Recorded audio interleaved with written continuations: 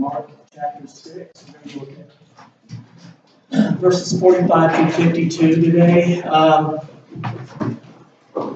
Tyler was messing with me between the intermission there and asked me if I was nervous and had stage fright. I said yes. I've always got a little bit of stage fright when you're up here preaching. And, I looked into that a couple of times. I was looking to see what the articles on Google would tell me, should you have stage fright or should you be nervous when you're preaching?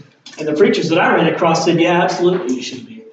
If you're not nervous, there's probably a problem. There may be something wrong with what you're saying. You're not examining enough. I don't know. So, I'm a little nervous as usual. Big crowd today. Glad to see everybody come out and visit with us.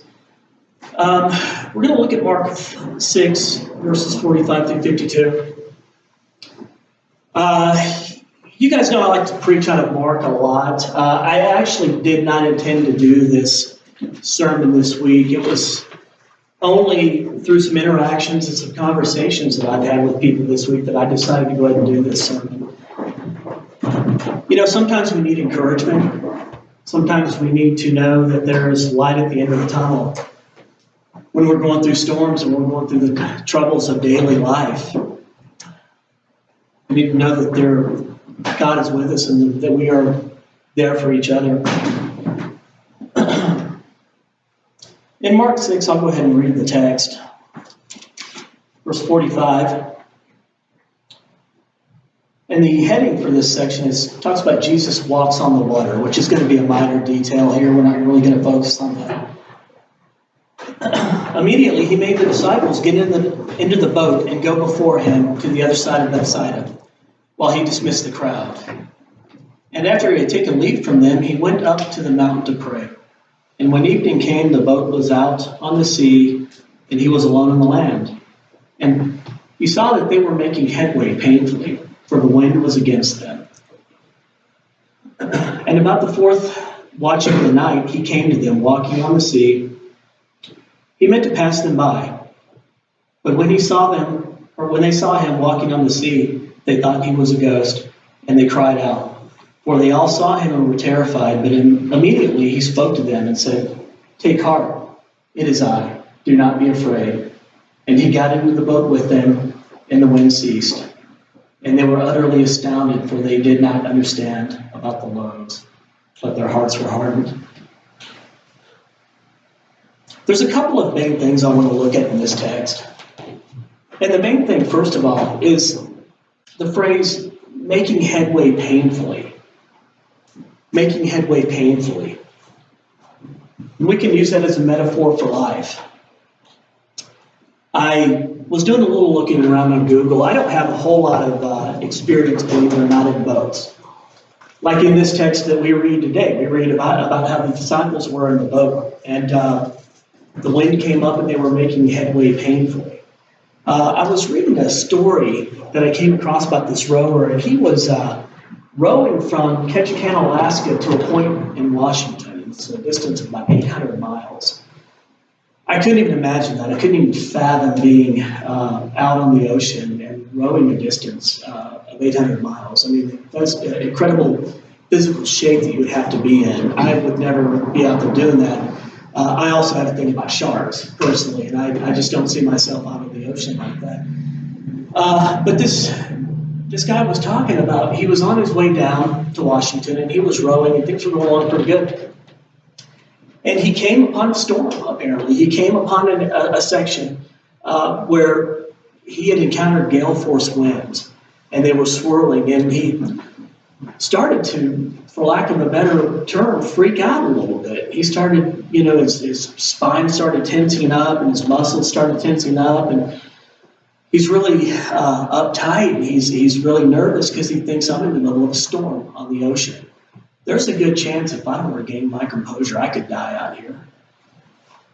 And I guess I brought that up to say that there's a lot of times where we feel like we're out in storms, and that if we don't regain our composure, then we're going to be in a bad spot. The wind is a funny thing like that. As we read in Mark 6, and as we just talked about in this little story, the wind can help us and the wind can hinder us. There's an old Irish poem And I won't read the entire thing, but the first two lines of this poem, and you may have heard it, read, "May the road rise to meet you, and may the wind always be at your back." And we've all experienced those times as Christians, and even not as Christians. We've all experienced those times at some point in our life, whether it be a fleeting moment or whether they be prolonged times where we've all had the wind at our back at some point. We've all had times where maybe in a school setting, everything's a straight A. Everything's an A+, Dean's List every semester. We've had times where maybe in our career and our job, things are really looking up. Boss loves me, probably going to get a raise. Maybe they'll even put me on salary. Relationships are great. Things are going great at home with the wife, the kids, the family. Friends aren't hassling me. Everything's going fine. The kids are successful. They've gotten into good schools. They're going to graduate on time, be financially independent. When the wind is at our backs, it's very easy oftentimes, because of the nature of the wind and how wind works, not to even notice the wind after a while. It's very easy to forget about the wind altogether sometimes. I think Chad alluded to that in our study this morning. It's very easy for us in our daily lives. When things are going well for us, when the wind is at our back, pushing us along from one victory to the next, one accomplishment to the next, it's very easy for me to look and say, look what I did. Look what I did with these hands. Look what I've accomplished. And sometimes it seems like you can do no wrong. Everything is a win. We've got gamers in here, so I'll use the reference. And Aiden probably knows what I'm talking about. And I know Gabriel and Tyler and them do. It's like playing COD and going triple positive, calling in the chopper gunner. Some of you older people don't know what I'm talking about. You gamers, you young kids know exactly what I'm talking about. It's like going triple positive. You're in what they say, I'm in beast mode. No one can stop me. We all feel like that sometimes. Even if those times in our life are fleeting. It's the times that the wind is in our face that are the really tough times. And that's when you're looking and you're saying, all right, Keith, now you're talking. I know exactly what you're talking about because I'm always dealing with something like this. I'm always dealing with the wind in my face. You know, it seems like I can't get ahead. Every time I think I'm making progress, it's 2 steps forward, one step back. You know, things aren't going right at home. Having issues with my spouse, my significant other. And even for Christians, divorce is a very real problem. And some of you older folks know the old country song and where the line, I'm going through the big D and don't mean Dallas. Divorce is a very real and painful element of life, even for Christians. There's going to be times where you're at work and the boss is just on you 24/7. You can't do enough. You can't please the boss.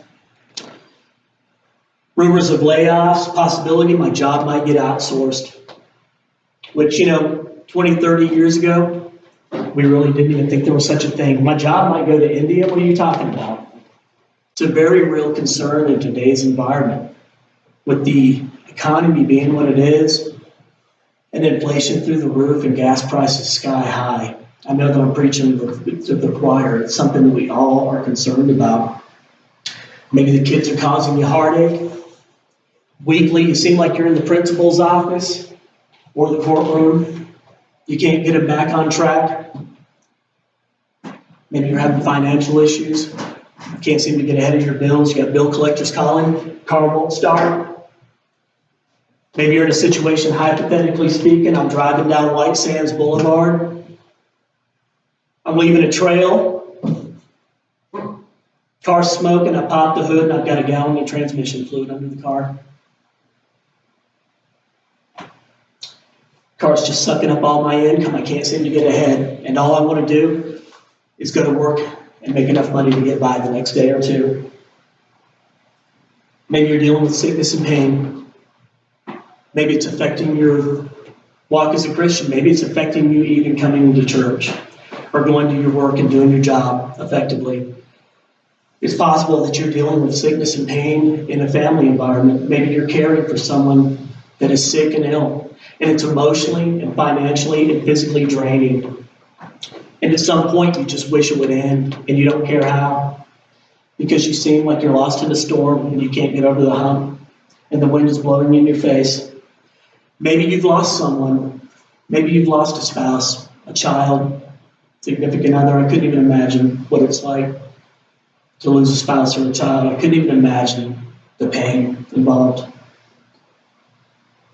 You know what? I'm going to ask the question out loud. I'm going to say the quiet part out loud because I think every one of us in here, Christian or non-Christian, is asked this point at some time in our life. Especially if you're a Christian, you're sitting here thinking, if I serve a God, a loving, living God, that wants the best for me, if I serve a God that cares for me, if I'm with God and no one can be against me, why does it always feel like the wind is at my face? Why does it feel that things are so hard? Why is it not easier? I look at many stories in the Bible, and I think the people in these stories must have thought this. We read Job in the Old Testament. We had a study on Job a while back on a Wednesday night. You know, Job had to have thought this. I've got everything. I've got family, friends, wealth. I'm serving God. And then I go from that to having nothing and losing everything. And I don't know, maybe he said it, maybe he didn't, but he had to have been thinking in the back of his mind, why is it like this? Why does it have to be this hard? I'm only doing what God wants me to do, and it seems like I'm suffering for it. I read the stories in the New Testament of the apostles, how they went from town to town or city to city, proclaiming the gospel of Christ, and how they were horribly mistreated, called all manner of vile names, stoned, executed, beaten. And if I'm an apostle, if I'm Paul sitting in a jail cell, writing to a church in Ephesus, I kind of wonder in the back of my mind, why does it have to be this hard? I serve God. Yet it seems that everything is against me sometimes. I even wonder if Christ thought this from time to time. We know that in Matthew chapter 26, verse 39, it talks about Jesus praying, and he fell on his face and said, Lord, if there's any way, let this cup pass from me. There were times where I think even Jesus thought, man, this is so hard. Why does it have to be like this? But we know that Jesus also concluded that with saying, your will be done. And Jesus knew that he had to go through this. He had to go through a storm. He had to go through a trial, and there was no other way. A couple of things I want to look at in the text that we're reading, a couple of quick points. And they're on opposite ends of the spectrum. The first one is in verse 45. We need to recognize that Jesus sent the disciples into the storm. You're thinking to yourself, why am I going through storms? Why am I having troubles and trials in my daily life? Well, we see in Mark 6, verse 45, Jesus sent those disciples into the storm. They didn't send their way, they didn't send their way into the storm. They didn't get lost. They went exactly where Jesus told them to go. And there are real times in our life where the Lord is going to send us into storms, and we're not going to understand why. An analogy I had heard at some point in my life I thought was really good is when you have your child. Many of us here have or have had children. And you know that time in their life when they're young and maybe they're a few months old, maybe they're a few years old, but you have to take them to the doctor to get their checkups, and they're getting poked and prodded and weighed and measured. And Nancy's laughing over those times. And those are the easy parts, but there's always that inevitable part when you go to the doctor and the shots. it's time for the immunizations. And I can only imagine, I can't quite remember what it was like to take Gabriel, but I imagine it was something like this. He's sitting there watching the technician get the shot ready. The needle probably looks like it's 3 feet long. And he's looking at me and he's thinking, yeah, this isn't going to go down like I'm thinking it's going to go down, right? Yeah, this isn't about to really happen to me, because he's looking at me and I'm like, yeah, it's about to really go down like that. You know, the shot comes and eyes well up and tear up. And your child looks at you, and we've all had this moment. We've all experienced this if we have children, where your kid looks at you and they've got that look of utter contempt and betrayal. And they're like, you did not just let that happen to me. And you did. And it was painful for them. And you know what? It was painful for the parent as well. It was painful for us to let our child go through that. And as corny and as cliche as it may sound, I think I would have to justify that by saying sometimes Father knows best. Sometimes parents know best. Your child did not want to go through that. You did not want your child to go through that. But the child did not understand. And sometimes we as Christians, we as children of God, don't understand. Sometimes we don't see the big picture. We don't see what's going on around us. And there are things that we have to go through, and we don't understand why. And it's very hard and very painful. But the wisdom of God is not the wisdom of man. There's a verse in the Old Testament, in the book of Isaiah, chapter 55, verses 8 and 9, where Isaiah is talking to Jehovah. And God says to him, "For my thoughts are not your thoughts, neither are your ways my ways, saith Jehovah. For as the heavens are higher than the earth, so are my ways higher than your ways, and my thoughts than your thoughts." I think even Job had that same conversation with God. And God's just trying to tell us, you don't understand. You don't know the big picture. When you go through trials and tribulation, and when you experience heartache and loss, you don't always see the big picture. We've been talking about James 1 a lot the last couple of weeks, and James is a great book when it talks about faith and how your faith interacts with adversity and trials. And we talked about it this morning. How we encounter trials as Christians is going to determine our faith and whether we're going to grow as Christians and whether our faith is going to grow. Sometimes faith is exposed during trials, sometimes positively, sometimes negatively. But how could we ever grow as Christians if we were never tried, if we were never given roadblocks and had stumbling blocks put in our way to overcome? How would we ever overcome? How would we ever make it through this life as Christians if we were never challenged? We would crumble. We would crumble at the first sign of adversity. Maybe sometimes we go through trials to glorify God. And that's, it's not about us sometimes. Sometimes it's about God. Another Old Testament story that we know about, where God was glorified in the end, was in the book of Daniel, where we know of Shadrach, Meshach, and Abednego. Sorry, I always have trouble with that name. Shadrach, Meshach, and Abednego. We know that King Nebuchadnezzar had planned to throw these 3 men, servants of God, into the furnace to be incinerated and burned for not bowing to him and his gods. And we know how the story ended. It ended on a happy note, and God's servants were saved. But it was for God's glory. Even King Nebuchadnezzar said, "Blessed be the God of Shadrach, Meshach, and Abednego." Sometimes God is going to use us, and we just don't understand it. We don't see the big picture, but sometimes God is going to use us for His glory and to prove His divinity, and His power.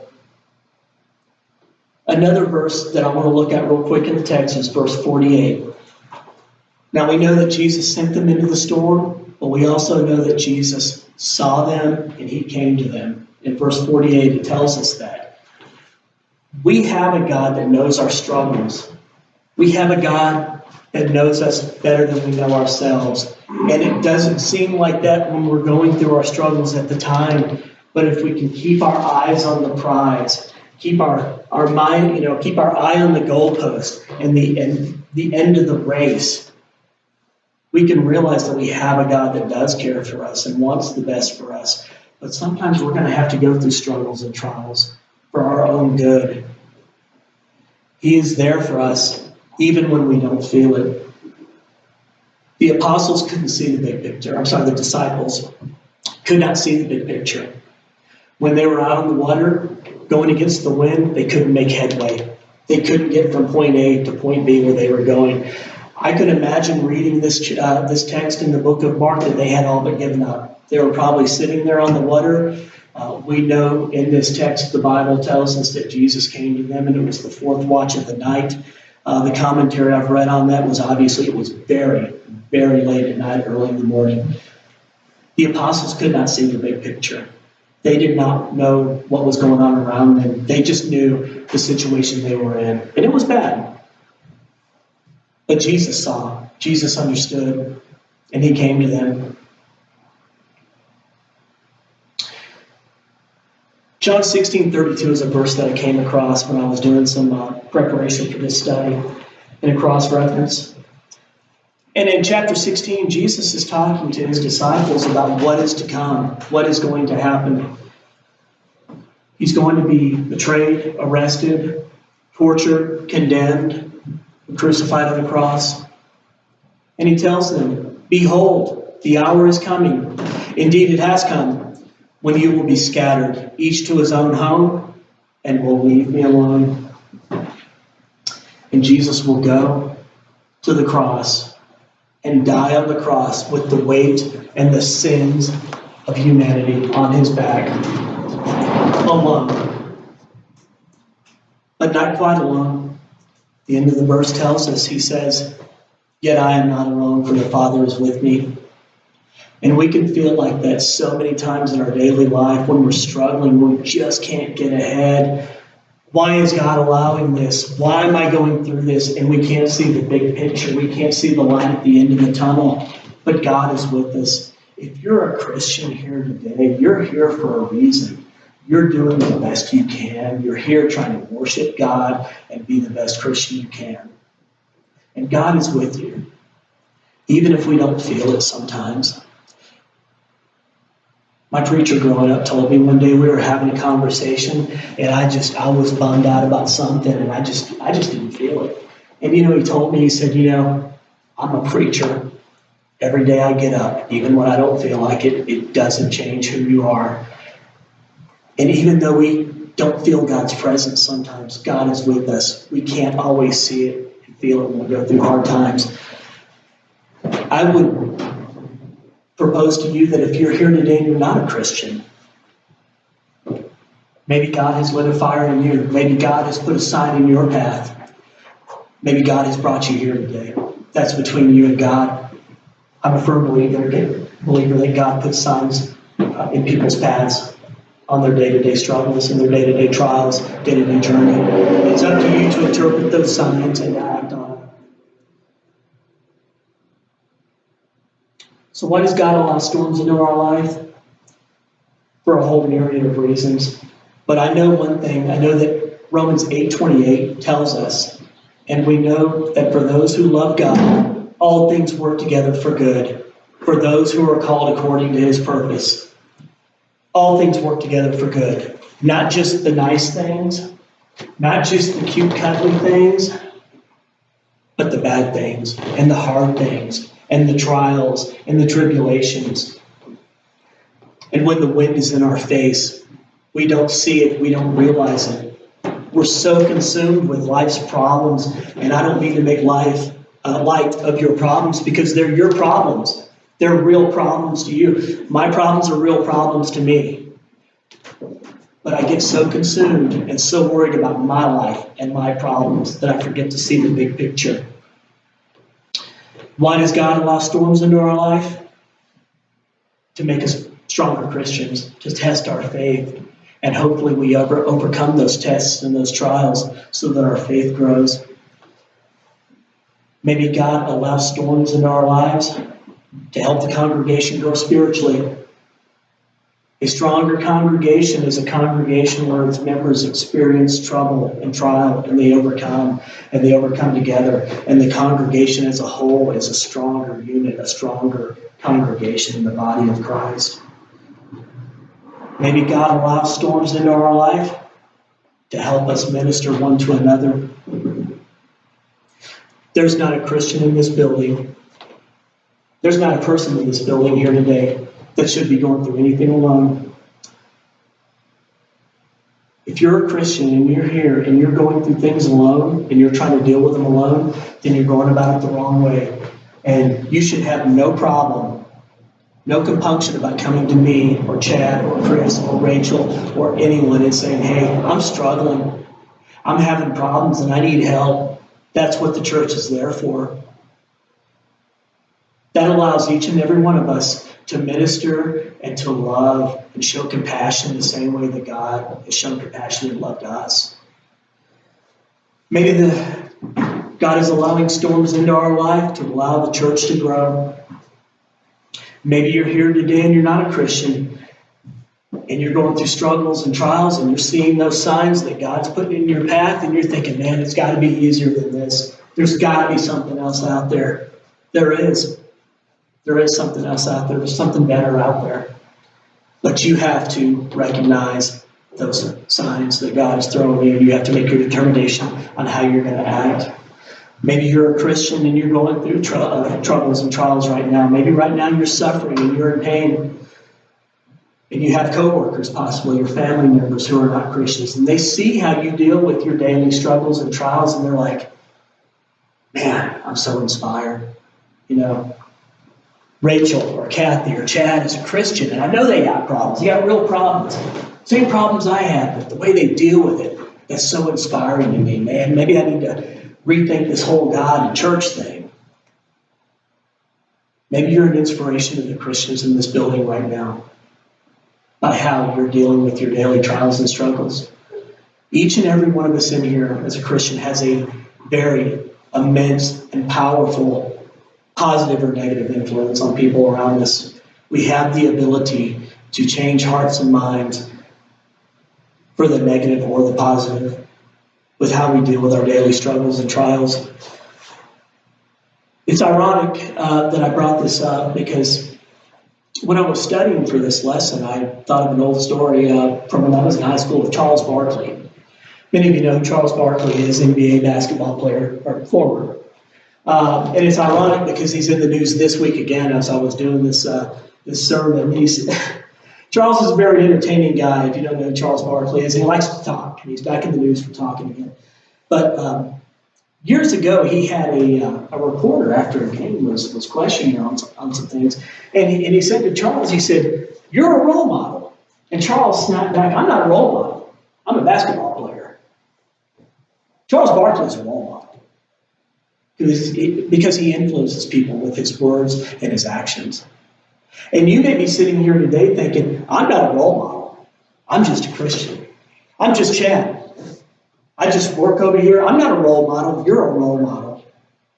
You're an influence on everyone that comes in contact with you, negatively or positively. We're all role models. We influence so many people on a daily basis. We can influence them for Christ or against Christ. And when we're going through struggles, people can see that and think, man, this guy's a Christian and he's about to crumble under the pressure. I'm staying away from church, don't want any part of that. I'll handle it on my own. Or they can look at you and say, man, this guy's an inspiration. Maybe I need to rethink my life. Maybe God's trying to tell me something. Hopefully that was somewhat encouraging. I know it was a little bit of a depressing sermon at the beginning, but I hope that it helped and encouraged you if you're going through trials. God does understand. He does love us, and he does see the big picture, even when we don't. It's very easy to get wrapped up in our own trials and storms in daily life.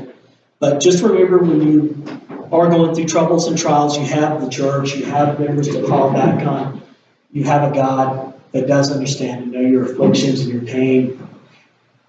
You have a God that does love you. He does care for you and wants the best for you. You have a God that sent His only Son to die for you. We have a Savior in Jesus Christ that knows full well what it's like to walk against the wind and have everything working against him and have the wind in his face and go through storms and trials. Jesus went through storms that we can only imagine. We can only fathom the ordeals and the trials that he went to. And he did that, so hopefully we don't have to go through those same trials and tribulations. So I just want to end that and encourage you, if you're not a Christian today and you feel like you have business with God, now would be the time we offer this song of invitation. You can come forward, make any requests you have known. If you are a Christian and maybe you need to rededicate your life, or maybe you're a Christian and you're going through struggles and trials and you just need help, you need the prayers of the church, come forward, let us know.